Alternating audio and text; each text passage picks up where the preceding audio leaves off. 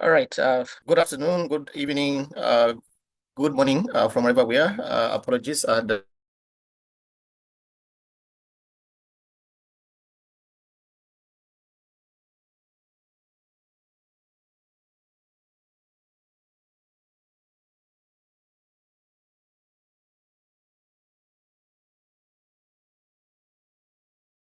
Okay. Uh, uh,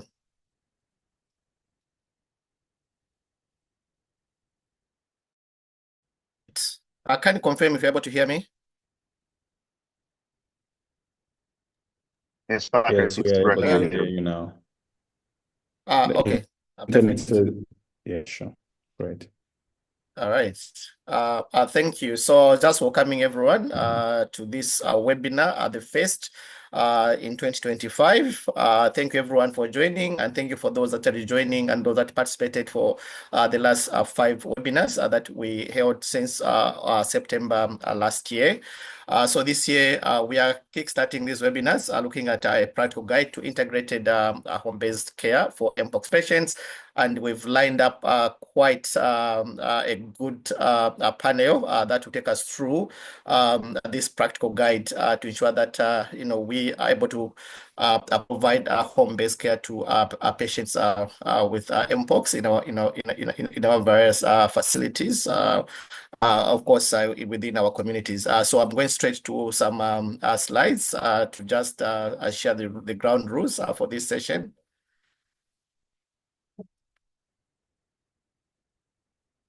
So before we start, note that this is a virtual training webinar, which adheres to the code of conduct to prevent harassment, including sexual harassment at WHO and Africa CDC events. Let me indicate that we had challenges with interpretation services, so we hope to fix this in our next webinar. So we apologize for this. So we're going to have English, but some of our speakers are French speaking. So we are hoping that they are going to be interchanging between English and French as they're doing their deliberation. Otherwise, it's going to be in English.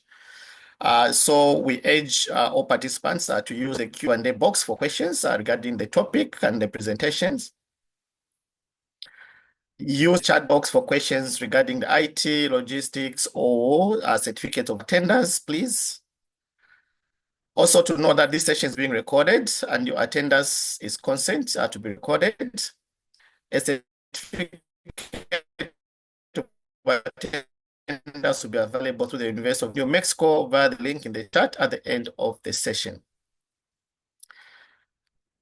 Project Echo collects registration, participation, questions, answers, chat, comments, and all responses for this program and shares with WHO and Africa CDC at their request. This data may be used for reports, maps, communication surveys, quality assurance, evaluation, and to inform new initiatives. So this is the agenda that we've lined up for today. So at this point, I'm going to invite Jerry Jones Basha from the World Health Organization, who is going to provide a few opening remarks. Dr. Jerry, over to you. Yeah, thank you very much, Patrick. Just to say good afternoon or good morning to everyone, to all colleagues who are currently online. So on behalf of WHO, our regional office, of course, with our partners as well, Africa CDC. It's again my great honor to welcome you to this important webinar on Mpox case management. So I would like to really extend this gratitude to all of you who are taking time to join this webinar today. I know you have lots of activities, but you've really dedicated this time to be with organizers of this webinar to give you again some of the relevant and key information on the case management when it comes to Mpox. As we are all aware, so Mpox continues to be a really significant public health challenge in our regions and out of our region as well. It has been considered to be a public health emergency of international concern of continental security, impacting life of different communities and our health systems. And you can recall since the beginning of this global outbreaks, so the Africa region has been actually being at the forefront of efforts to detect, to respond, but also to manage these cases being reported in different countries. So this webinar organized by WHO Africa CDC definitely will be our commitment to continue supporting countries in terms of preparedness, but also response. But these times, as we are focusing on the case management, which is one of the cornerstone of controlling the outbreaks and, of course, reducing morbidity and mortality. So it has been already highlighted by Patrick. This is, again, a way of we are looking at how we can really empower health workers to be able to provide critical care, needed care to Mpox patients. But also, this will facilitate an exchange of experience among clinicians and allied workers who are making some Mpox, to address Mpox in the regions. Looking at home-based, but also health facilities. So, as one of the continuous collaborations between the Africa CDC, we have been really demonstrating our shared visions and the commitment to continue supporting our member states and colleagues who are really working hard to tackle this Mpox. So together, I think we've really worked on developing guidelines. We have joined health workers through webinar, but also we had several in-country trainings, which have demonstrated a positive impact on our way of responding to Mpox. So this joint effort, again, it's a testament that the power of partnership and our collective collaborations can impact to achieve our different goals, and which is changing the trend of these outbreaks and improving the life of those who are affected by the disease. So I would like also to say thank you very much to our speakers and the panelists for their dedications and sharing their expertise in this webinar. So as we are moving forward, again, I will really encourage everyone to be very active, keep asking questions, share your experience, so that everyone can learn from one another. So, of course, Mpox is a challenge, but if we convince our effort together, we can change the way we are having the way we are looking at this outbreak currently in our regions. So with that, I would again say officially from WHO upside. So we say again, thank you very much. And we will be together throughout this webinar. Thank you, and back to you, dear Chair. Thank you, Dr. Jerry. Indeed, joint collaborative efforts is key to really, putting all resources together with the duplication of efforts and ensuring that we timely respond to emergencies across the continent. And of course, as we're doing that, we're also ensuring that, the health systems are built to be resilient to any effects of these outbreaks we're constantly having on the continent. Thank you, Dr. Jerry, for those critical remarks you provided. I didn't introduce myself, so I'm Dr. Patrick with Africa CDC. I'm the co-lead for continental case management for Mpox. Of course, working jointly with my colleagues from the World Health Organization. So we are going straight into the presentation today. So first being the Mpox AP updates to be led by Dr. John Masina, who is co-leading the continental Mpox case management from WHO side. So over to you, Dr. John Masina.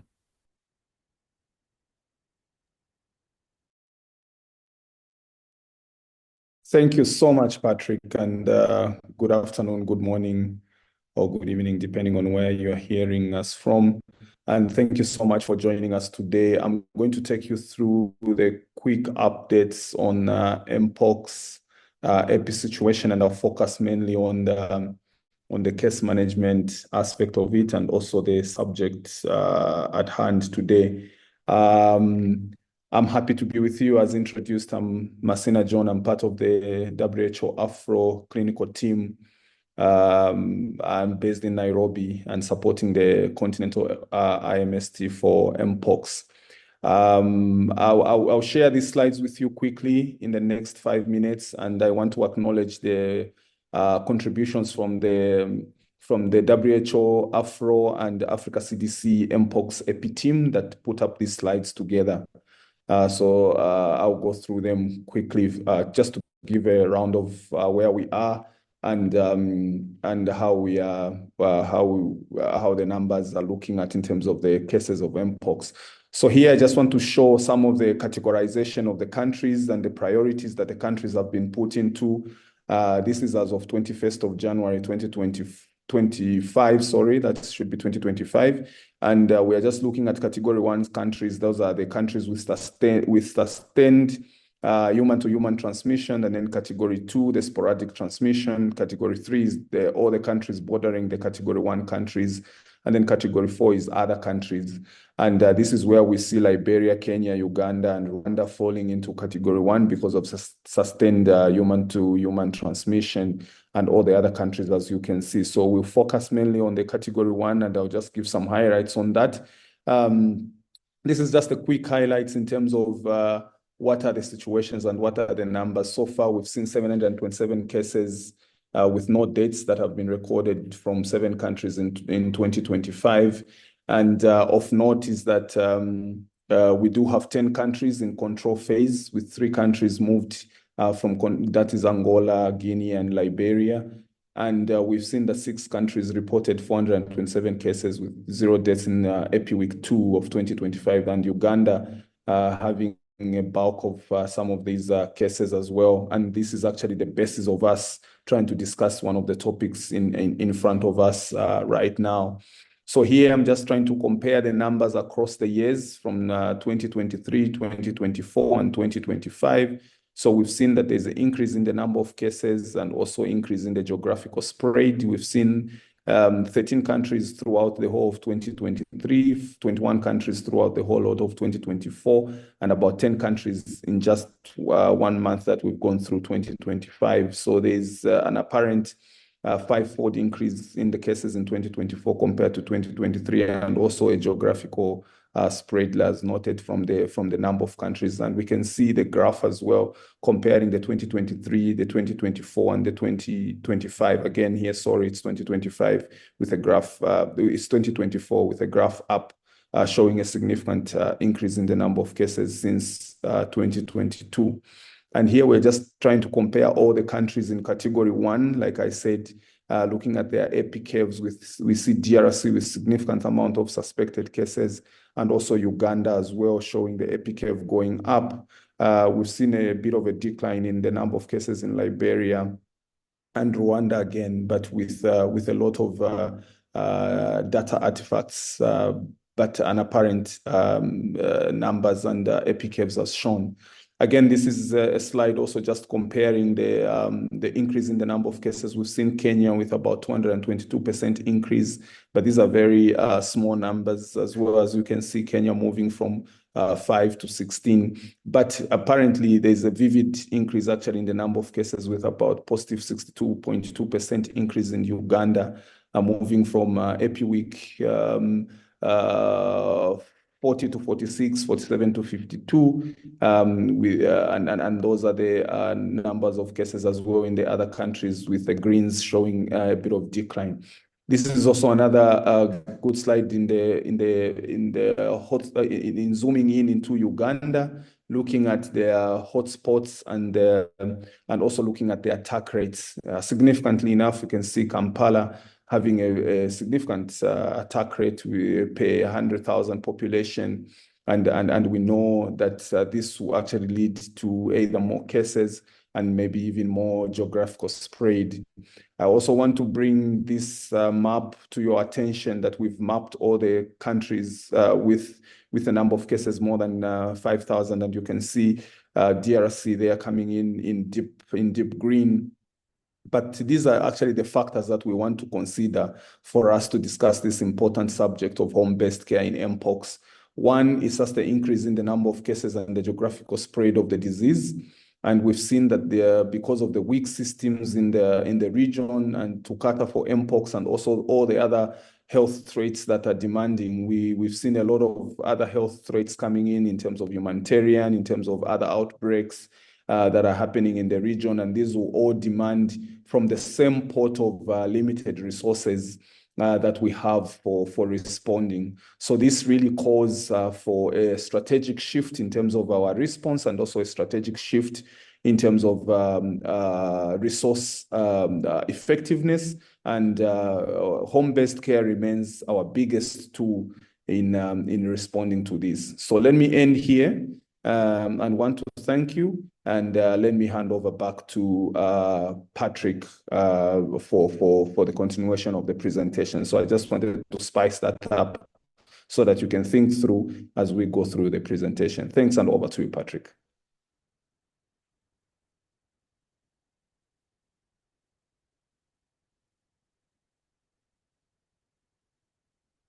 Patrick, you are muted. Thank you, John, for that excellent presentation. The updates, the situation as it stands currently in terms of the evolution of the Mpox on the African continent. At this point, I'm going to invite Dr. Judith Kose, who is our regional program lead for the East African region, to take us from Africa CDC, to take us through the view of home-based care. So. Thank you. Good morning, good afternoon, everyone. I'm struggling to share my screen. Oh, I think I found it. Do you see my slides okay? Dr. Patrick, can you hear me? Yes, now it's working. Yeah, hello? so Joyce, just put them in the presentation mode. Thank you. Okay. So thank you very much and welcome yes, all. Yes, put it in presentation mode. Yes, the slides are there. Just, okay, yeah, it's clear. Okay, I think there's a bit of a lag. Thank you very much. I think I'm going to start very well from where Dr. John ended. And I think his last slide talked about some of the justification for home-based care. And again, I want to apologize for our French-speaking colleagues. We were unable to get the interpretation on time. And so we apologize. But if you have any questions, please post it. And we have French-speaking panelists that will be able to respond in French. So again, we apologize for that.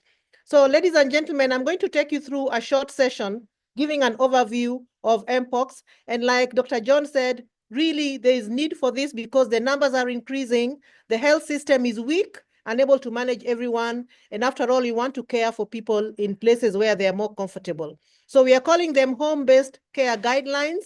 But if you read around, some people call it home-based isolation. I have seen a guideline that talks about home-based isolation and care.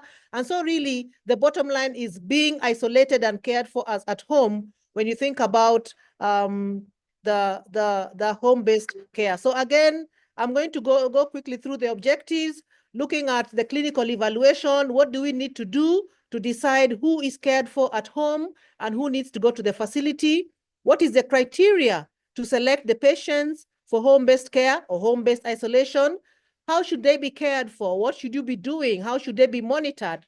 And what are the guidelines for when they return to the facility? One of the challenges some member states have had is how will we control to make sure that when people get worse, they don't stay at home? Will they be able to go to the facility when it's needed? And so it's clear to have some guidelines on what are the danger signs. When should you go to the facility and when should you continue to be cared for in the home? So that's an interesting point we are going to be discussing.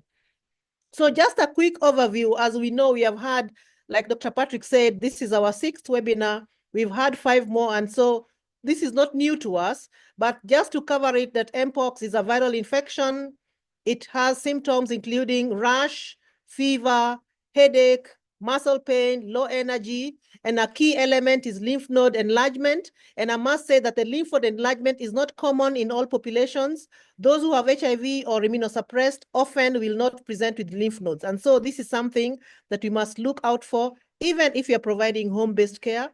And like I was said before, most people with Mpox will really recover. Their majority will not go to severe illness. And because of this, it is imperative that we are able to care for the mild ones at home and not strain the health systems in the facility. However, we have certain populations like children, pregnant and postpartum women, and people with weak immune conditions that are at a greater risk of complications and death. And so for those ones, even if it's mild, ideally, they should be taken care of in the health facility so that, the risk is there, they are cared for when there's a complication. But generally, apart from this cohort that we are talking about, all patients with suspected Mpox can be at risk for complications. And so it's important that they are monitored, they are looked after. Like I said, most people with Mpox actually will recover from home. I think one of the key things around Mpox is the rash that is obviously visible, and that sometimes makes people want to isolate or even be in the facility because of the unforeseen, effects from that. And so as we continue, just to remember that for people recovering at home, safe and supported home isolation is critical with proper care and proper monitoring. And like I said, home-based care for Mpox patients involves isolating the infected individual so that you prevent the spread of the virus. Remember, it can spread very easily.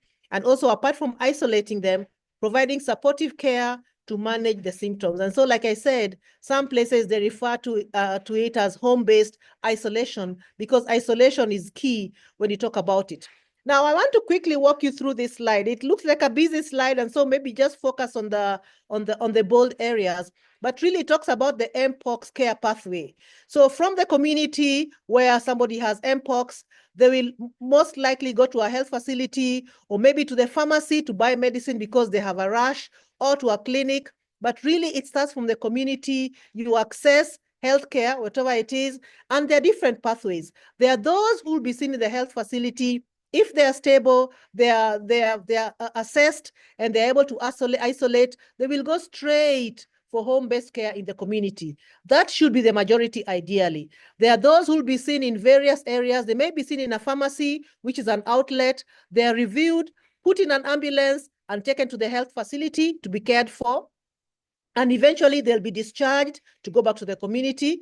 There are those who are seen in the clinic, maybe managed in the clinic, or referred to the hospital, or sent straight to the community once they recover. So really, this is the Mpox care pathway. And whichever way the pathway has, there has to be some screening. There has to be some sort of triage to see who is in urgent need, what is the emergency, are there danger signs to be taken care of. There needs to be proper clinical assessment, not just for Mpox, but for other, comorbidities as well. And then Mpox treatment. And Mpox treatment here is really treating the symptoms and ensuring that there's no transmission, doing contact tracing and managing them as they come. And then there's release from the pathway. So this really is what you're talking about. And today we are going to be focusing on the home-based care. So when you talk about the home-based care, they're the ones who come to the care straight. They're the ones who have been in the facility, but they are stable. And so they're brought to continue care at home. And there are those who will go through various stages, the pharmacy, through the ambulance, health facility, and then to the community. But basically, they'll pass through the elements of home-based care.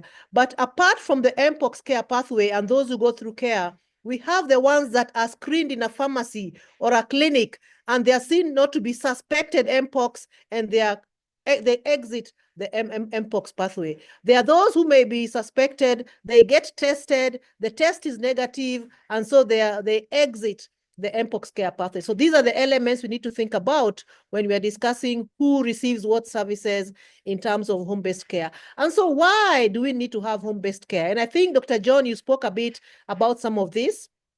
It's important to prevent transmission. So remember, home-based care is home-based isolation. So it is rationale is for us to be able to prevent transmission. So isolating the infected individuals at home. It's important for resource management. Home-based care reduces the burden on the healthcare facilities to allow the facilities to focus on severe cases or other critical needs. There's the element of accessibility. So in resource-limited settings, home-based care provides a practical solution. And like you see, the numbers are increasing, so it's a practical solution for managing those who are mild. And then there's a supportive environment. Everyone who is ill needs to be supported by family, by friends. They can bring you food. They can speak to you, So it provides a supportive environment. And so that's a critical rationale. So some of the criteria for home-based care isolation, we'll look at it in two factors. There is the clinical factors and the environmental factors. So persons with mild and complicated Mpox can be isolated at home. So one of the clinical factors is the clinical evaluation of the person. How are they? Do they have danger signs? And we have a slide that talks about that a bit more. But additionally, apart from the clinical evaluation, you need to find out, is there an established mechanism to monitor the disease progression for the person with Mpox? Is there somebody who can be doing home visit, or can they do virtual review so that they're assessed daily or every 2 days to make sure that they're well, they're progressing well, and there are no danger signs? So that is the clinical factors. The clinical evaluation and assessing the status where they are, if they can be monitored at home. There's also the environmental factors, the fact that they're able to have precaution, the necessary precaution for transmission in a household. What is the size of the house? Where will they be staying, sleeping, eating, but also access to sufficient water to perform cleaning and disinfection. And Professor Andre is going to be talking about IPC shortly. And so it's important to ensure that these things, the criteria, are addressed. And like I mentioned before, for pregnant and postpartum women, infants and children, especially those below 5, it is recommended that they should not be cared for at home, and this can be assessed on a case-by-case basis. So having talked about the criteria, when somebody is being referred for home-based care, they should be reviewed and critical information be collected in a register. This can be in any format, hard copy or electronic. Of course, you need the demographics, their name, telephone number. The address here is the location, so that if there's somebody who is assigned to do follow-up, they're able to find them and locate them. And then the other clinical issues, when they started getting sick, and the name of the facility and the others. These are basic information that we collect. Apart from that, there should be an initial symptom survey, looking at the symptoms like fever, rash, lymphadenopathy, all the symptoms we talked about, headache, confusion, seizures. And as you look at these symptoms, I don't want to talk about all of them. Some of them are danger signs that would make somebody be managed in a hospital. For example, if they have keratitis, it means they can have eye complications. If they're generally weak, confusion, seizures, that means that is somebody who cannot be cared for at home because they're at risk of severe complications, and so should be managed at home. So these are some of the symptoms that are reviewed and based on how they are. And these symptoms should be documented and reviewed. And perhaps it would be nice sometimes, maybe if it's a community health worker or a healthcare worker who's reviewing this can be discussed, review the symptoms and discuss, is this person eligible or not? And maybe many member states have their own eligibility. It's important to adhere to that. If they have symptoms like confusion or seizures, for sure that is somebody who you don't want to care for at home. And so you assess the symptoms, review the yeses and the nos to make a decision. Again, the other thing, apart from the clinical evaluation, is to inspect and document the household living conditions. How many people are there in the household? Is the person living alone? How many rooms are there? Which rooms will be assigned for the patient who's isolating? Is the place well ventilated? Is there an elderly person in the house? Is there somebody else available to attend to the patient? And that person should be trained on IPC and other issues as well. So this is important to document, because this will determine whether it is safe to manage the patient at home or not.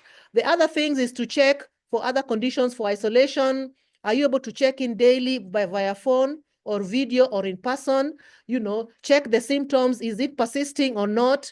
Can you see that there's improvement as you review, as you discuss with the patient? If they are having confusion and they are more confused, they are going into seizures. If they didn't have a headache, but now the severe headache, the lesions are getting infected. So it's important to check some of these things. Are they getting too thirsty?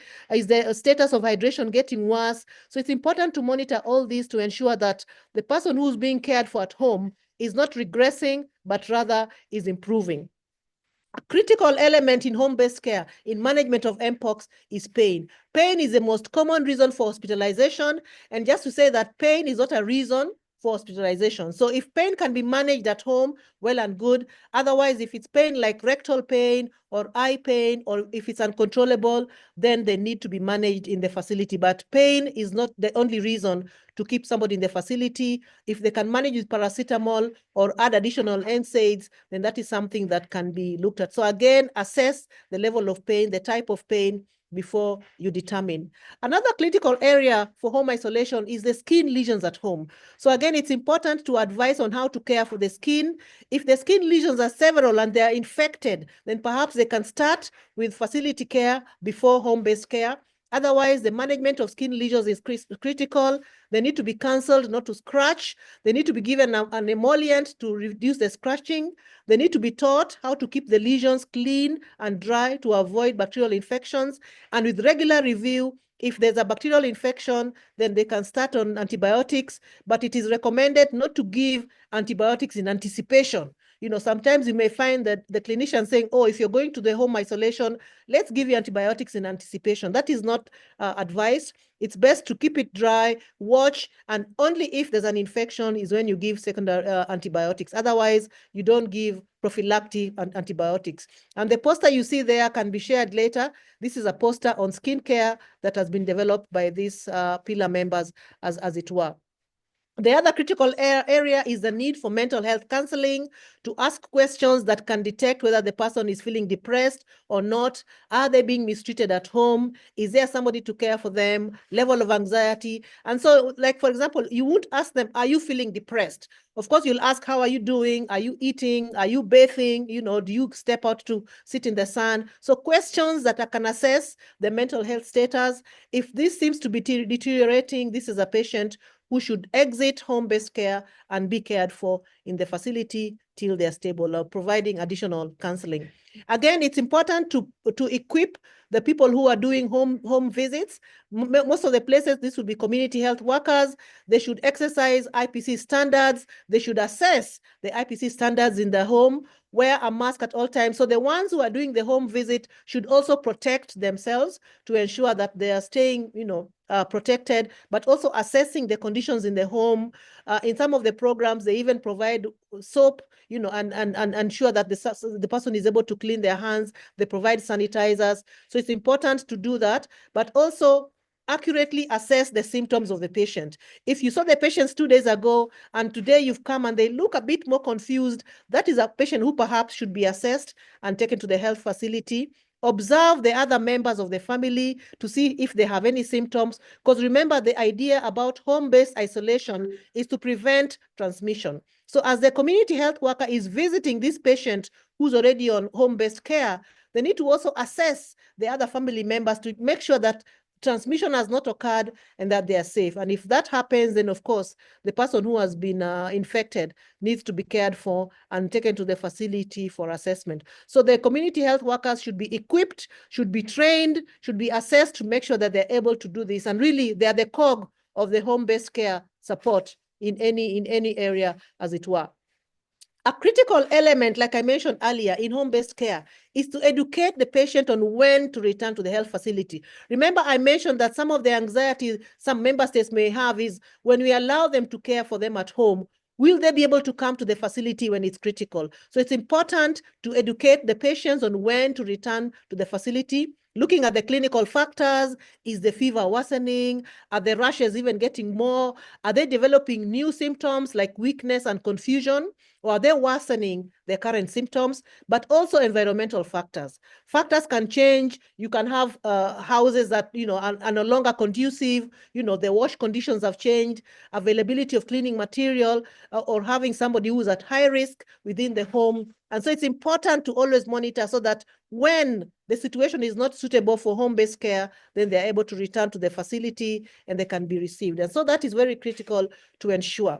So in summary, again, home-based care is empowering the patients to seek good and affordable home from the home when they are sick.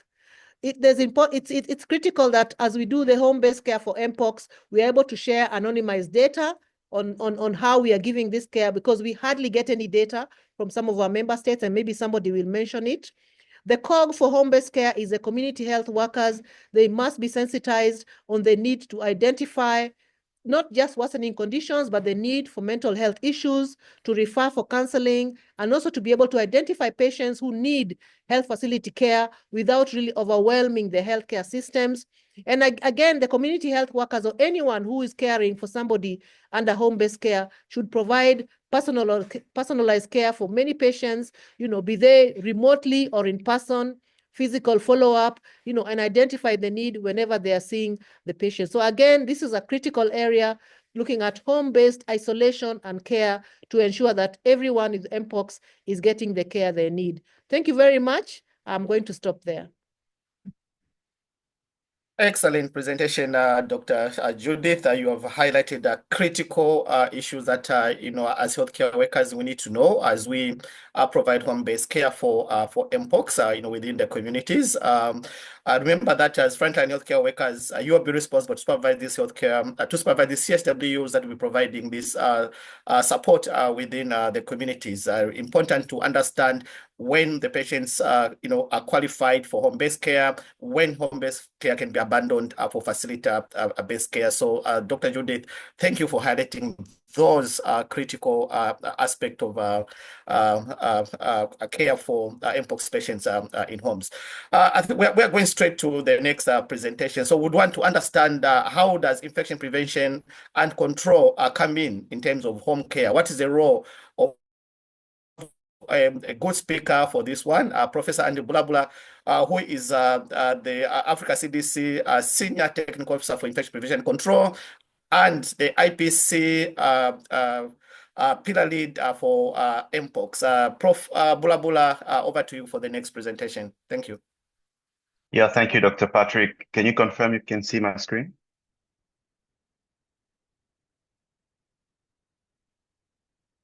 Kindly confirm if you can see my screen. Yeah, yes. Okay, thank you very much. And this has been made easier for me because Dr. Judith and John Messina just presented very important elements that will be also touched by IPC. So I would like to give a few overview elements, and of course the chain of transmission, and how we do break it using really basic elements at home care level. And of course here, I would like to share elements on practical element, like in a case study.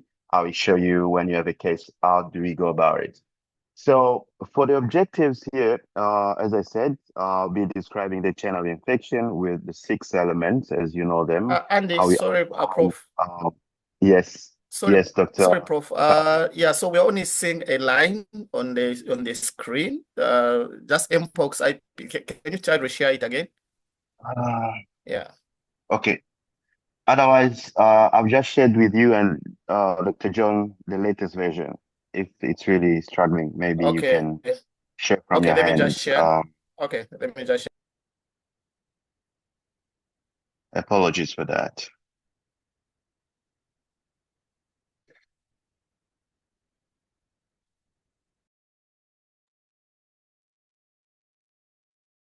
Okay, sorry, Patrick. Would you want me to step in?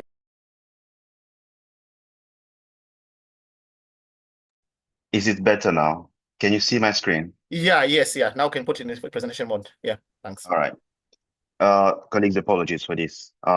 So I will go straight to the overview. The objectives, as you know, I have to cover a bit on our chain of infection and the components and how we do break this chain of infection.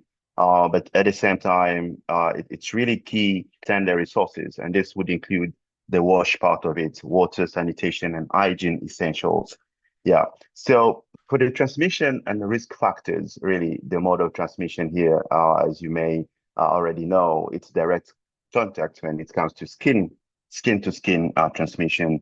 You also have the indirect contact, which we go through contaminated objects and environmental surfaces, but also the component of respiratory infectious droplets.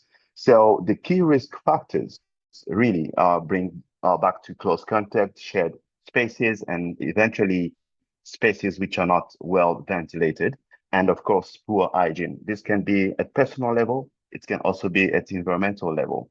So we cover some of that, and of course, Dr. Judith already emphasized on this. The importance of IPC is really to break the chain of infection through proper use of the precautions. This can include standard precautions and, of course, transmission-based precautions, as this respond to the use of hand hygiene, rather, also the use of a well-fitting mask, etc. We'll discuss some of that. So the chain of transmission has got six components, and the first one is the infectious agent. In this case, you have the Mpox virus, and then you have the reservoir. Really, that's where this virus is growing, is living, and before it reaches the portal of exit, either by coughing, either by lesions that are falling, and you come in contact with that. Then it involves here the mode of transmission, so the close contact or direct contact, indirect contact through the contaminated objects or environmental surfaces that are contaminated. And then you have the portal of entry through the next person who is susceptible, and by susceptible here, people who are not protected, including those who are not vaccinated against Mpox. So the portal of entry would be again close contact. You get in touch with the infected patient's direct contact, or again indirect contact. You bring it to your mucus, to your skin, and you get infected. So how do we break this chain of infection? Of course, we have elements of the standard precautions, as I mentioned initially in my introduction, and you have elements of the transmission-based precautions. But we can also cite the proper use of the hierarchy of controls. Well, when you have elements of substitution, you have elements of engineering, you have elements of administrative controls, and of course, you also have elements at personal level. That's the use of the personal protective equipment. And again, here maybe one word would be to emphasize on the rational use of the PPE, which will involve definitely the risk assessment among community of workers, but also the patient himself on how do we use this PPE to break the chain of infection. So for instance, for the caregiver who want to go closer to the patient, they need to evaluate what is the activity that will be going on. Is it cleaning the patient? Is it removing the dishes from that isolation area? Or is it cleaning the surfaces or the floor? So all these elements will provide a different kind of risk level, and that will inform the choice of the PPE that will be used. So the criteria for home-based isolation, Dr. Judith really nailed it. We're not really focused on other criteria than IPC. So we need to have a dedicated and well-ventilated space for isolation. And of course, we need to have a functional space which has got water. So cleaning and hygiene can be properly conducted. And of course, these supplies need to be closer. So we move to the IPC measures for health workers. Really key actions here to be understanding the risk, choosing properly the PPE, and then wearing them appropriately. And this would include the use of masks, gloves, gowns, eye protection. And the distance is important as it plays at two levels. The first one is really avoiding the contact, which is direct in this case, and of course, breaking or reducing the risk of transmission via respiratory droplets, as this will reduce, the proximity between the patient and the next susceptible person. So, hand hygiene remain one of the cornerstone in IPC, and we need to practice it properly. And this would follow the 5 moments of hand hygiene as that has been described by the WHO. But of course, we need to remind people of some of the key elements here. Before and after patient contact, you need to perform proper hand hygiene. So there is some training needs here in terms of the caregiver himself. We need to train them on how to do proper donning and doffing and of PPE, but also reminding them of the risk of stigma and how this can affect mental health. So the support should be also guided in that regard. So for the caregivers, of course, how do you select them? I think Dr. Judith also said a word about this. Then you have these are the individuals without underlying conditions, and you prepare them in terms of the precautions, how to break the chain of infection, and to practice them consistently. That's also another aspect. We don't only have the resources, but we need to use them rationally. And when we use them rationally, this should be on a consistent basis.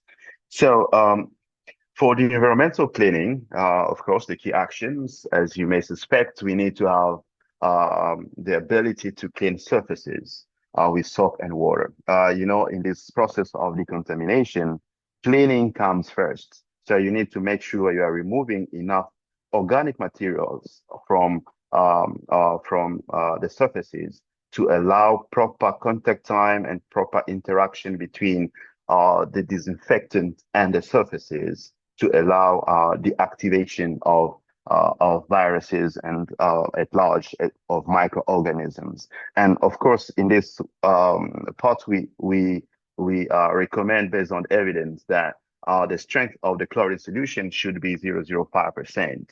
And of course, we need to avoid dry sweeping so we don't get all these scale skins and infected materials dispersed into the air and suspended for some time and increase the risk of transmission by respiratory ways. And of course, then use the damp cleaning methods to avoid that. For the linen management, yes, we need to launder them and clothing here separately using hot water and detergent. So the Mpox virus respond very well to this, and we have latest laboratory work published in a few weeks ago. We may share that with you to see how all these methods are responding in terms of decontaminating surfaces and linens as regards to Mpox virus. So the alternatives here include the use of fabric masks and reusable gloves if really disposable PPE is unavailable. So we can bring here some context on the ground. We need to contextualize whatever actions we are recommending to make them really consistent and effective on the ground. So for waste management, safe disposal, of course, we need to use strong waste bags for contaminated items and then dispose of waste in lined landfills and designated burial pits to limit really transmission from this infected waste. So caregiver safety, please, we need to recommend proper use of gloves and masks during waste handling. And of course, we need to wash hands immediately after disposal of this waste and maintain the environment clean, okay? So for the wash part, 60 liters per day per patient for hygiene and cleaning. I didn't include here the requirement for the caregiver because that will refer to the basic needs in terms of water, and that would be 20 liters per day per caregiver. But if we are really in a very strict and severe shortage of water, we can refer to the sphere standards that we recommend at least 15 liters of water per day per caregiver. So if you times up but with the number of people in the household, you may work out the real requirement of water for the whole household, including the 60 liters per day per patient, Mpox patient in that household. So for hand washing facilities, really we need to ensure there is soap and there is water. And here we are practicing what I call knowledge, resources, and practices. So we provide the knowledge, we provide the resources, and we allow the practice. And of course, wash hands immediately after disposal will be one of the key message as it comes to caregiver. So for sanitation, we need to clean shared toilets, regular cleaning, really, with water, and allow some disinfection also after each use with the chlorine 0.05%. Really, household bleach is also okay. It can work in this situation against Mpox virus. As you know, that has been classified already, and that can respond. So for discontinuation of isolation, I think that I would leave to my colleagues in case management. And of course, we just want to emphasize on the post-isolation cleaning here.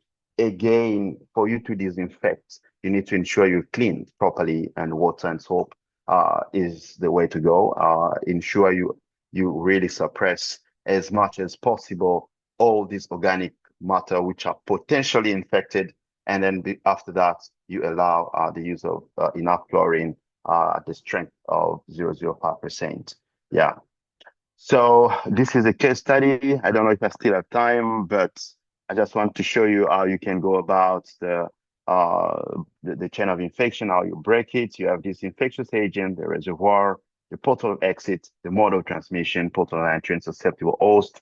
Then I've said that before. So you have the Mpox virus. That's what will be occupying that first box there. And then, of course, the reservoir itself here.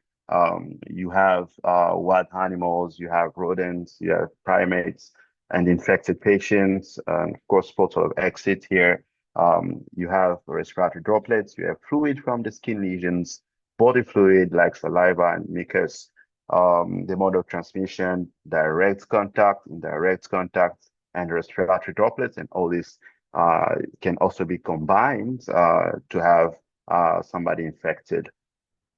So the portal of entry, as you can see, broken skin, respiratory tract, mucous membranes can also serve as port of entry. And then, of course, here, the susceptible hosts, as I said before, somebody who's vulnerable, somebody who has got issues, can be immunocompromised and or not vaccinated, to say the least.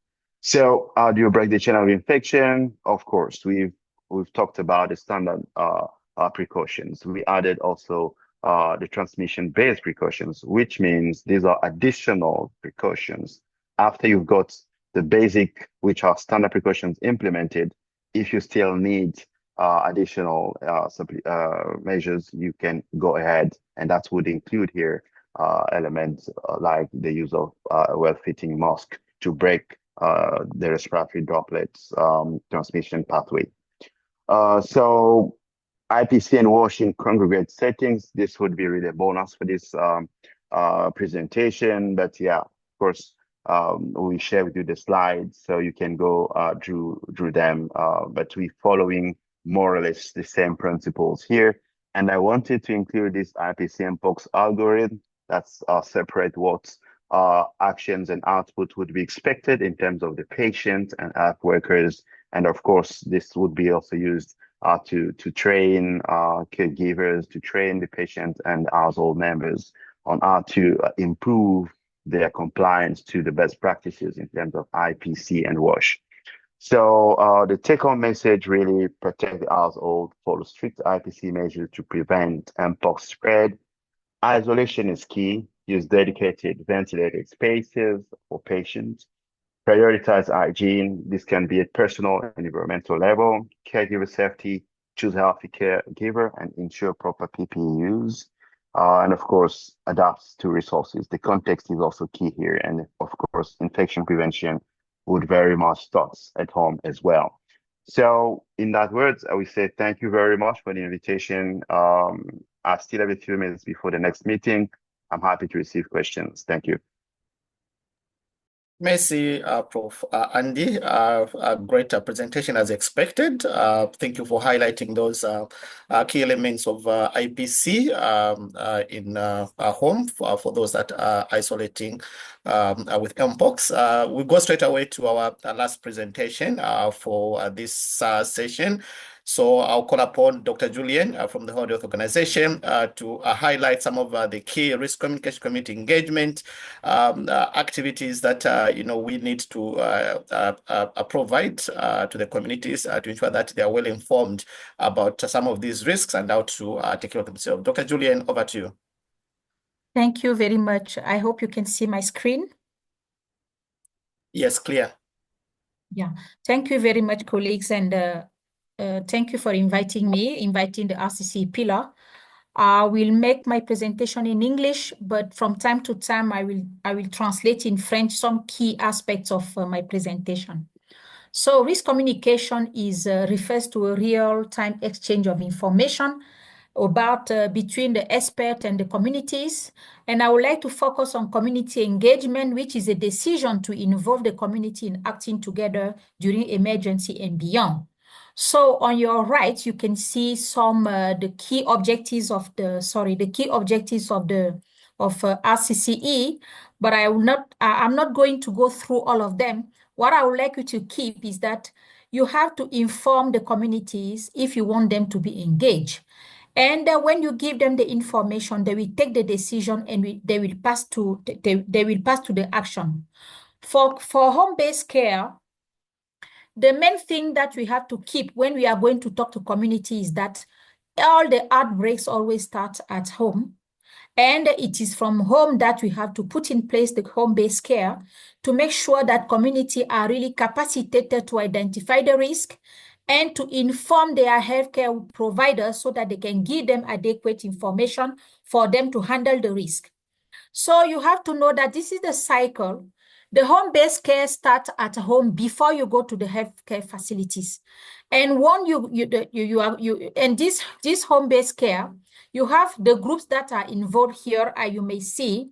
We have let me just remove the camera. Yes, we have the caregivers, the family, the household member supporting someone with Mpox, but we have also the support of healthcare workers and community health workers and colleagues from the pillars such as IPCs, case management, psychosocial support, RCCE, surveillance. So home-based care here is a multi-sectoral and multi-pillar intervention that is really supported both by the family and by the healthcare workers and healthcare providers. So once this home-based care is implemented at home, if the patient is not recovering, he will be taken to the healthcare facilities. And there you will have the clinical management of the family, but the community will also be invited to visit their patient, and there will be an interaction between healthcare workers, psychosocial support experts, and also the clinical management. But after the healthcare facility, the home-based care goes again back to the home for the recovery or the post-recovery. And here again, you will find that people that are interacting in this phase are again the caregivers, the family, the household member, supporting someone that had recovered from Mpox. And also, all this should be done under the support of the healthcare workers and the IPC case management psychosocial support RCCE expert. Je vais faire commenter rapidement cette diapositive en français pour nos collègues qui sont en ligne. J'étais en train d'expliquer que toute maladie commence toujours à la maison. Donc, c'est très important qu'on informe la famille de comment est-ce qu'elle peut prendre soin du patient à la maison avant même que le patient ne soit admis dans une structure de santé. Donc, à la maison, nous avons ceux qui donnent les soins, les membres de la famille qui vont influencer ces soins à la maison, mais aussi ils ne peuvent le faire qu'avec le soutien du personnel de santé et aussi des collègues tels que les collègues qui nous donnent des informations sur le contrôle et la prévention et le contrôle de l'infection, la gestion des malades, l'appui psychosocial, la communication sur les risques et l'engagement communautaire et la surveillance. Une fois qu'on a évalué le patient, on va l'amener aux soins dans une structure de soins et là encore, le patient va bénéficier des soins cliniques Et puis, on pourra aussi, la famille va aussi interagir parce que la famille va aller visiter le malade et il y aura une interaction avec les travailleurs de santé, mais aussi ceux qui donnent l'appui psychosocial. Après que le patient a été libéré, a été déchargé de la structure de santé, quand on le considère guéri, à la maison encore, on repart à la maison. Et quand on arrive à la maison, c'est le moment où il faut aider le patient. On va encore donner des soins à la maison pour que le patient puisse être en phase de convalescence. Et dans cette phase de convalescence, la famille est très importante, aussi bien que les collègues de la prévention du contrôle de l'infection, la gestion des malades, l'appui psychosocial et la communication sur les risques. Donc, comme vous pouvez le voir, les soins à la maison commencent, à la maison continuent à l'hôpital et reviennent à la maison, d'où l'importance d'engager les communautés dans ces soins à domicile. So, let me go back to continue and go back to English again. So these are some key messages for how to engage community and what to deliver to them as key messages for home-based care. We need the isolation and caring at home, recovering safely from Mpox at home. We can also share important facts about Mpox, taking care of yourself at home, protecting other people if you are isolating at home, and caring for someone with Mpox at home. But for the success of these key messages, the success of engaging the communities, there is a cross-cutting area. We need to build and maintain trust. We need to adapt the messages and also provide psychosocial support and advice against stigma. All my colleagues that I presented before, they talked about the importance of contextualizing the messages. So it is not all what we are presenting here that we are going to implement as such. You need to contextualize it to your own area, to your own condition. If we say that each patient should be given 60 liters of water per day, but if you are in a context where you don't have that amount of the possibility to have that water, please manage with the amount of water that you have and adapt everything to your context. This is why it is really important to take all this, discuss this, co-design the implementation of the home-based care messages with your own community. J'étais en train de dire que voilà les 6 domaines où on a vraiment des messages clés pour pouvoir engager nos communautés sur la question des soins à domicile. Premièrement, nous parlons de comment isoler une personne à la maison, mais aussi comment vivre en convalescence à la maison. Et puis, il y a des faits importants comme, des faits importants comme les modes de transmission qu'il faut continuer de donner comme information à la maison. Prendre soin de soi-même à la maison si on est malade de Mpox. Protéger les autres si on est isolé à la maison et prendre soin d'une personne qui a Mpox à la maison. Bien évidemment, tous ces 6 domaines de messages clés ne peuvent être mis en œuvre si nous n'avons pas appliqué la question de construire et de maintenir la confiance, adapter les messages clés, donner l'appui psychosocial et aussi informer les gens sur la question du stigma parce que beaucoup de malades et beaucoup de familles où il y a eu des malades Mpox sont stigmatisés. Donc, comme je disais encore, ce n'est pas tous ces messages que nous vous donnons que vous devez appliquer tel quel. Chaque message doit être contextualisé. Regardez autour de vous, quel est votre environnement? Est-ce que vous avez accès à l'eau? Est-ce que la recommandation d'avoir 60 litres d'eau, vous pouvez l'appliquer chez vous? Si ce n'est pas possible, comme dans les lieux désertifs, par exemple, il est mieux vraiment d'utiliser les méthodes locales pour pouvoir maintenir, le plus important, c'est de maintenir l'hygiène. Je vais continuer. So, for isolating and caring at home, I'm not going through all the messages. The most important is just that you have to take immediate steps to prevent the infection from spreading to other people with whom you may come in close physical contact, especially household members. It is key to communicate with the healthcare workers. When you are a family member, you have to call your healthcare providers, your healthcare workers, as soon as possible you present some symptoms. Healthcare provider will carefully assess vulnerable individuals to determine whether home care is safe. We are talking about pregnant women, maybe children, or people who are presenting chronic diseases or who are HIV positive. Your healthcare provider is the one to assess and give you the correct information for you if you can handle this person at home or if this person have to be taken to the healthcare facilities. And having had Mpox likely give you some protection against getting it again. So you can really be involved in taking care of the people. Always, you have to continue respecting the preventive measures like washing hands with water, with clean water and soap, or rubbing your hand with alcoholic gel. So recovering safely from Mpox at home, you should make the decision to isolate at home instead of in the healthcare facilities. But for all this, the healthcare provider is key. He is the one to assess your condition and or your family members to decide that home isolation is possible. You may be visited by a healthcare provider or community health volunteer. Psychosocial support will be provided accordingly. Isolation is required until all skin lesions have healed. Donc, pour l'isolation à la maison, vous devez décider, par exemple, il y a vraiment des étapes pour prévenir l'infection à la maison, comme éviter les contacts, éviter vraiment de toucher aux parents qui sont proches de nous ou bien à tous ceux qui vivent à la maison avec nous. Et il faut aussi immédiatement communiquer avec le professionnel de santé pour qu'il puisse, le plus tôt possible, dès que vous sentez que vous présentez les premiers symptômes. Et ce professionnel de santé va vous évaluer et vous dire effectivement, les personnes vulnérables de votre maison qui tombent malades, si ces personnes-là peuvent être prises en charge à la maison ou s'il faut les amener dans une structure de santé. Par exemple, une femme enceinte qui a Mpox, ou bien une personne qui vit avec le VIH-Sida, ou bien un enfant, ou bien une personne qui a une maladie chronique. Ce n'est que le personnel de santé qui va vous dire si cette personne doit être amenée au centre de santé ou si on peut lui donner les soins à domicile. Sachez que pour une personne qui a été guérie de Mpox, elle peut parfaitement aider à la prise en charge à la maison des autres parents si quelqu'un est malade. Parce que quand vous avez déjà eu Mpox, vous avez déjà une certaine protection qui peut vous permettre d'aider les autres. Mais cependant, vous devez toujours respecter les mesures de prévention. Principalement le lavage des mains, éviter le contact. Et si vous touchez, lavez-vous immédiatement les mains à l'eau et au savon ou bien utilisez le gel hydroalcoolique.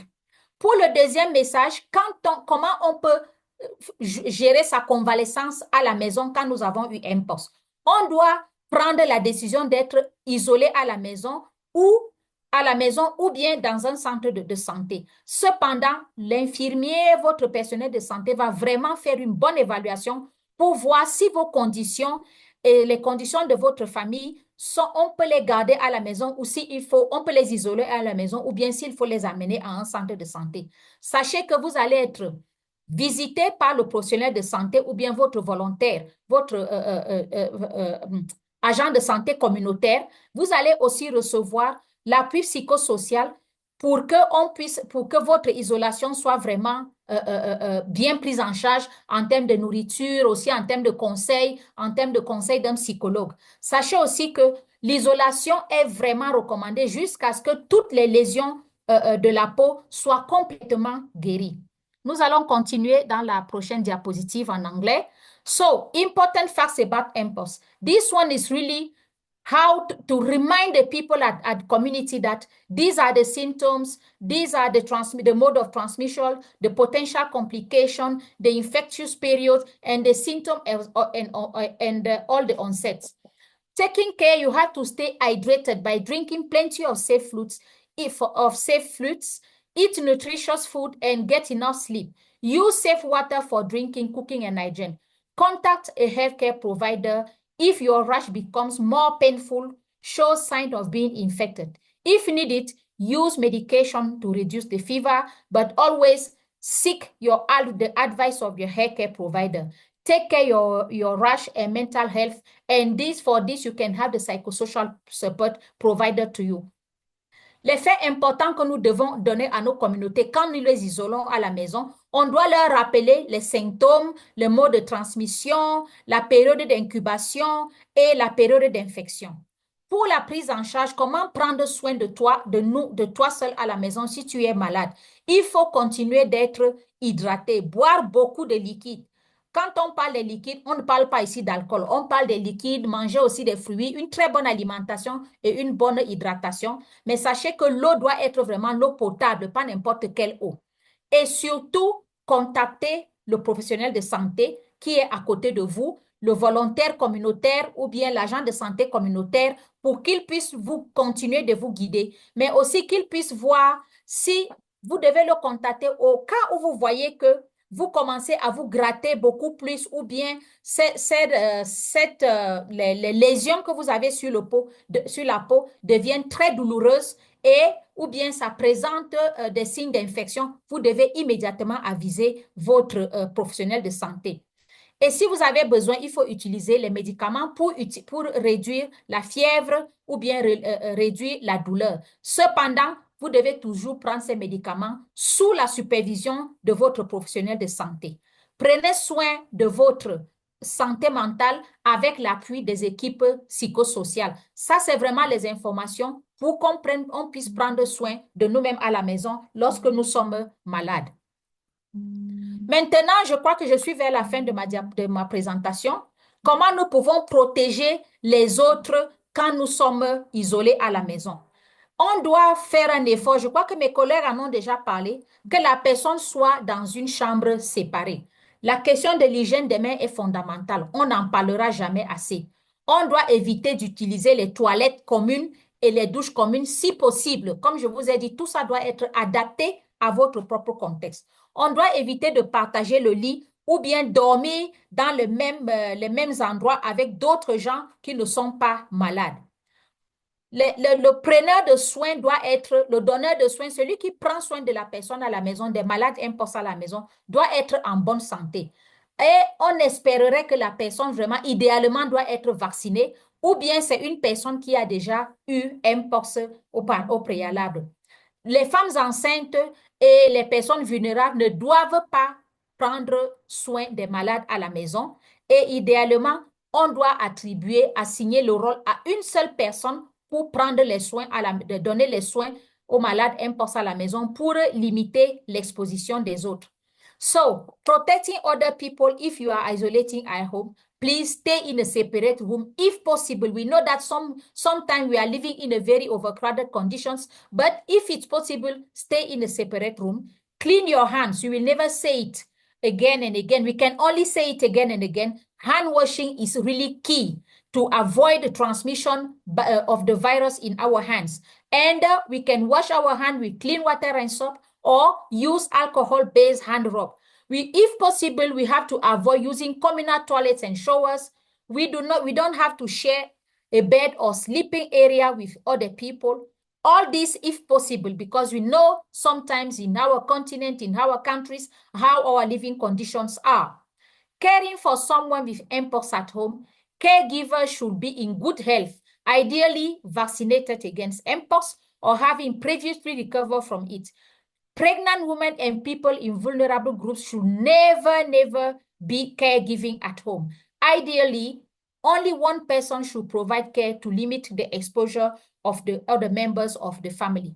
So in conclusion, Mpox crisis continues to create fear and uncertainty due to a poor understanding of the causes of the disease, the low risk perception, the burden of the disease, the stigma, the morbidity, and the mortality. Therefore, the multi-sectoral home-based care strategy can be essential for driving change in behavior and practice within communities by co-creating solutions with and ensuring ownership and implementation by community. Home-based care can benefit all levels of the health system and level of influence. It can also support to build and maintain trust. It is essential to build community capacity to understand and implement home-based care. Implementing home-based care can benefit the overall healthcare systems and prevent to be overwhelmed. En conclusion, la maladie de Mpox continue de créer la peur, l'incertitude due à la faible, excusez-moi, à la faible capacité de comprendre les causes de la maladie, la faible perception du risque, mais aussi l'impact de la maladie, l'impact social, l'impact individuel, la question du stigma et la question de la morbidité et de la mortalité. Il est donc essentiel que la prise en charge à domicile va nous amener vers un changement de comportement et un changement de pratique à l'intérieur des communautés parce que la prise en charge à domicile est une manière d'engager les communautés pour co-créer les solutions et ainsi assurer comment je veux dire, la participation et l'appropriation par nos communautés.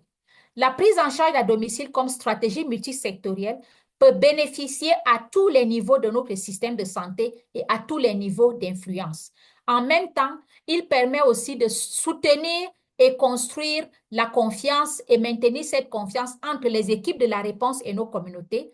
Il est essentiel que on renforce les capacités de nos communautés sur la prise en charge à domicile parce que c'est très complexe. Il y a dedans la prévention, le contrôle de l'infection, il y a même la surveillance de la maladie que le donneur de soins ou celui qui prend en charge doit être attentif, mais il y a aussi toute la question même de la gestion du malade, l'appui psychosocial, l'appui nutritionnel. Donc, c'est énorme comme capacité que nous allons demander à la personne qui va prendre soin du malade à la maison. C'est pour ça qu'il est important qu'on renforce les capacités de cette personne en utilisant vraiment des messages qui sont simples, qui sont clairs, comment cette personne doit faire, mais aussi en insistant sur la proximité du preneur de soins, du donneur de soins à domicile et du personnel de santé et de l'agent de santé communautaire ou du volontaire communautaire pour que cette personne puisse se sentir à l'aise pour pouvoir bien protéger sa famille. Implémenter la prise en charge à domicile peut bénéficier à l'ensemble du système de santé. Ça va permettre que quand on est malade, comme maintenant, au moins il y a une partie des malades qui peuvent être pris en charge à domicile et ainsi les hôpitaux et nos centres de santé ne seront pas totalement envahis et le personnel de santé pourra mieux prendre en charge les personnes qui ont vraiment besoin d'une prise en charge spécifique à l'intérieur du système du centre de santé. Et nous autres, on pourra prendre soin des malades à la maison sous les conseils et l'encadrement de l'équipe médicale. Je vous remercie beaucoup de votre attention. Thank you very much for your attention.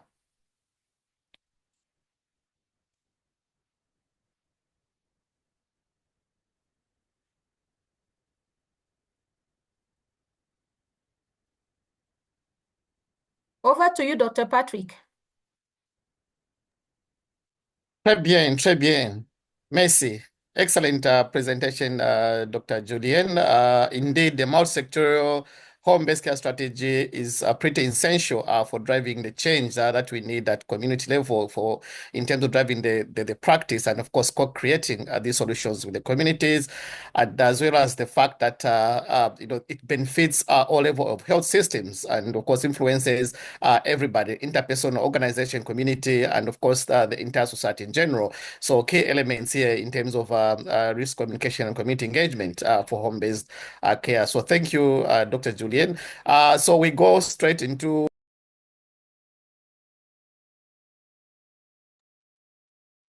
Patrick, you are muted.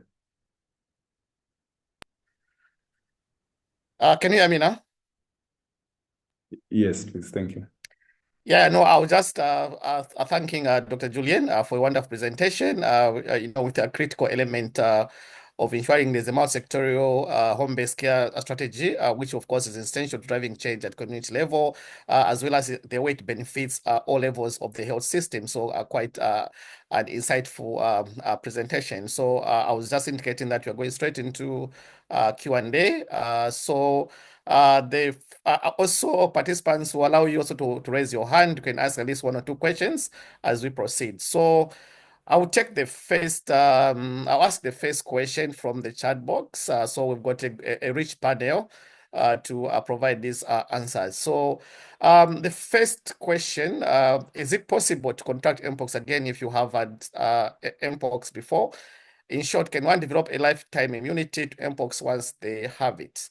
Dr. John Masina, I would love to take this one.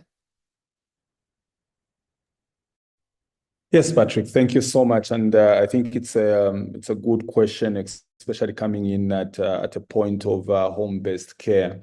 So we do not have a lot of literature around, and we do not have a lot of information, as you may know. Mpox keeps evolving as the response is evolving as well. But yes, there is some literature around case series that have been reported of reinfection, and this has been documented in some of the papers on literature. So there is evidence of reinfection, yes, and we do not know the natural immunity, how long it lasts, and those are the data that are still that are not yet really well understood.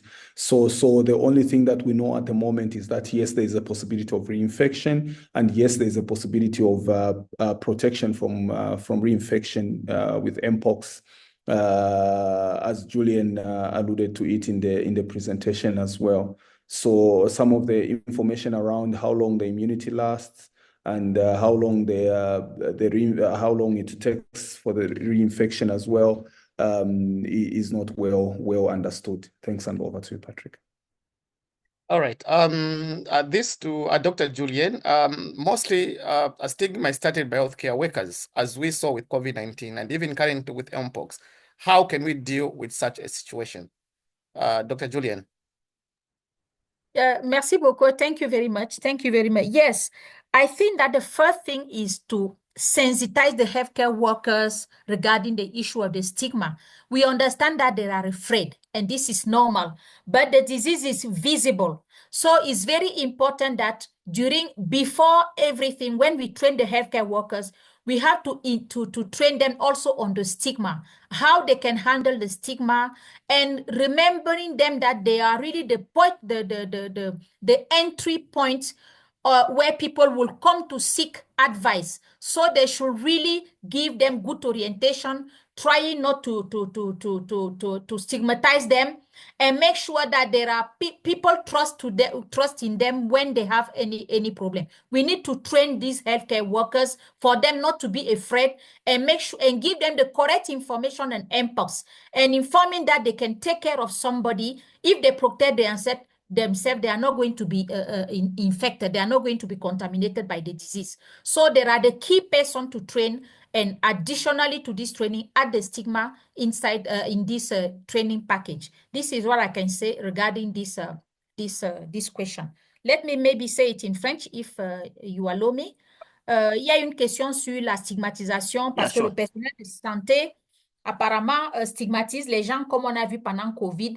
Je pense que le stigma est parce que le personnel de santé a peur et il ne comprend pas. Et il pense que lui-même peut s'infecter quand un patient vient le voir. Ce que nous devons faire, chaque fois qu'il y a une épidémie, même Mpox, nous devons former le personnel de santé dès le début de l'épidémie, y compris sur la stigmatisation. Parce que le personnel de santé est celui vers lequel la population va partir quand elle est malade. Donc, c'est très important que le personnel de santé soit aussi formé sur la stigmatisation. Nous avons des messages sur la stigmatisation que nous pouvons partager au personnel de santé, y compris dans le guide sur la prise en charge à domicile. Ces messages-là, on doit les partager au personnel de santé, imprimer ça, travailler avec l'équipe CREC, l'équipe de communication sur les risques, pour qu'elle puisse soutenir l'engagement du personnel de santé à ne pas promouvoir la stigmatisation, mais plutôt un encadrement humanisant. Merci beaucoup. Très bien, merci, Dr. Julian. We have a hand. Doroth, please unmute and ask your question. Doroth.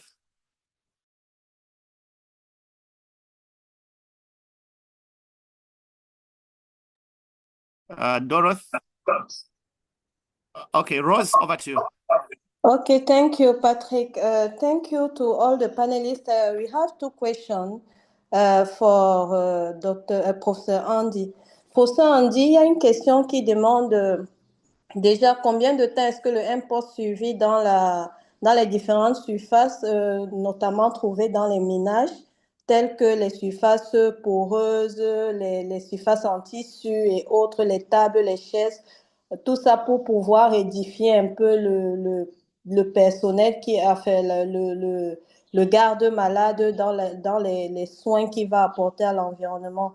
La deuxième question, c'est sur la prise en charge à domicile dans les zones où l'assainissement est faible. Comment est-ce qu'on peut traiter les eaux de rejet? Merci à vous, professeur Andy. Merci, docteur Carole. Je pense qu'il y a quelques éléments à considérer ici. Le premier, d'abord, on a déjà trouvé, il y a des preuves probantes par rapport à la persistance du virus Mpox dans l'environnement et cela est aussi lié à la température qu'on trouve. Plus la température baisse en dessous de 20 degrés, le virus a tendance à persister plus longtemps. Il y a des durées qui sont allées jusqu'à 10-15 jours après qu'on ait déclaré une maladie Mpox dans un environnement à domicile. Ça, c'est la première des choses. Donc, de manière générale, il faudra considérer qu'il y a une relation, je dirais pas tout de suite linéaire, mais il y a une relation entre la température décroissante et la persistance plus longue du virus Mpox dans l'environnement à domicile. Ça, c'est la première des choses. Le deuxième point par rapport à l'assainissement et à l'environnement qui n'est pas très propre dans plusieurs de nos communautés, il est clair qu'on ne peut pas, comme programme sanitaire ou programme de santé publique, travailler seul. Ceci doit aussi remonter vers les autorités administratives et politiques pour mettre des programmes informés et soutenus par les données probantes et donc prévenir les infections en améliorant nécessairement le programme de prévention et contrôle des infections au niveau communautaire, mais aussi améliorer l'accès à l'eau potable, les pratiques d'hygiène et aussi tout ce qui va avec les latrines et les toilettes, comment on gère le périfécal. C'est un point important et ça va au-delà de ce que nous, scientifiques, pouvons faire seuls. Donc, ceci doit être de manière conjointe avec les responsables ou les autorités au niveau administratif et politique pour mettre en place non seulement des politiques sanitaires, mais aussi un budget qui va avec et une équipe qui est informée pour permettre de mettre tout ça en place. Voilà. Est-ce que j'ai répondu à la question? Y a-t-il d'autres questions parce que je dois partir? Je suis désolé. Pour l'instant, ce sont les questions auxquelles on n'avait pas encore répondu, mais les autres questions, les panélistes ont répondu directement dans Q&A. Voilà, merci. Thank you, Dr. Patrick. Je vais mettre dans le chat quelques références. Donc, les participants pourront lire, bien que c'est en anglais, et je crois que ça va servir. Thank you so much. All right. Thank you so much, Prof. Andy and Caro. I'm sure I think we've done justice some of the questions that we had in the chat. Also, a number of questions, almost about 20 of them have actually been answered right on the chat. So our participants can look through some of those answered questions.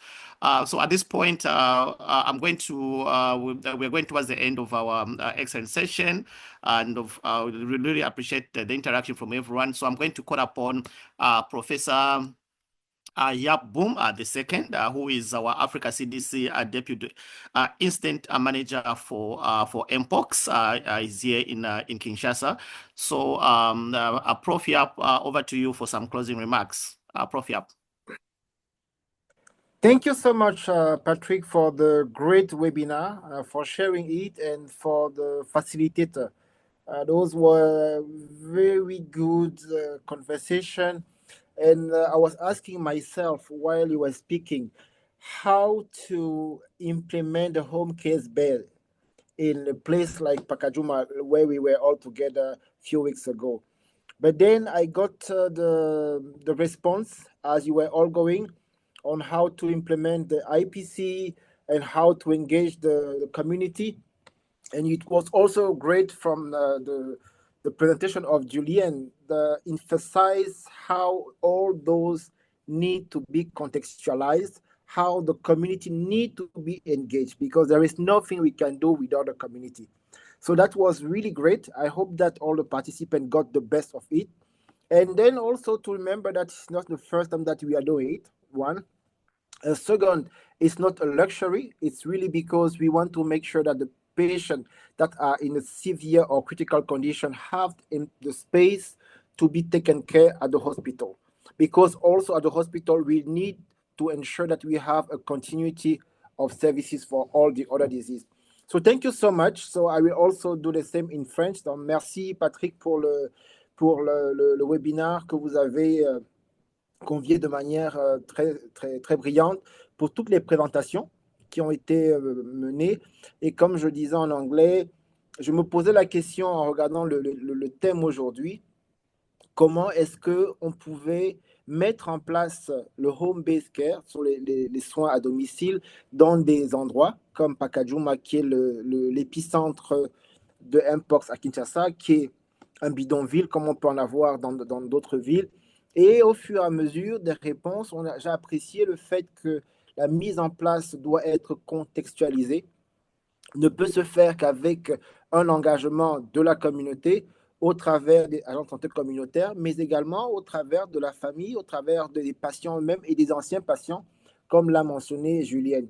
Donc, je remercie beaucoup pour ce webinaire qui est organisé par l'AMST, le SGI continental, qui est une évidence, un indicateur, s'il faut le rappeler, de la volonté des deux organisations, Africa CDC et l'OMS, de travailler ensemble pour l'idée avec tous les 28 autres partenaires, la réponse continentale au Mpox. C'est un début, c'est un très bon début. Et par ce type d'activité, de webinaire, je suis convaincu qu'on va pouvoir, dans les mois qui suivent, avoir une incidence sur la réponse au Mpox. Donc, merci à tout le monde et bonne journée. Thank you so much. Thank you so much, Prof. Yeah, so we've come to the end of this session. So we look forward to the next session among the series of the Mpox clinical care webinars. So through the emails, information will be shared, the presentation will be shared, and hopefully all the participants have registered through the link that has been shared to get your certificates, and also an evaluation also be shared to all those that have registered. So until next time, thank you so much for the active participation. Bye for now. Thank you. Thank you, Patrick. So maybe one last word for all our colleagues who are in DRC. We know that the situation is quite complex, as what you've all seen in Goma. Today, none of us are working in the office. We are all working to the hotel, to our house. So we are all together, and then we hope that all these challenges will be off soon. Thank you. Thank you, Prof. Thank you. Thank you. Bye-bye. Bye. Thank you, everyone. Bye-bye. Thank you, everyone. Bye-bye.